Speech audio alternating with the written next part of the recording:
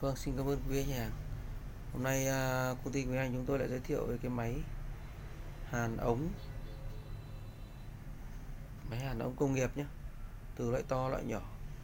Nó có những loại mà loại mini từ 21 cho đến 110. Còn hàn máy mà vi công nghiệp thì từ 63 đến 415. Có nhiều loại nha, nói chung là các bạn cần loại nào các bạn liên hệ với chúng tôi. Và cảm ơn các bạn đã xem video và lên cái kênh chúng tôi.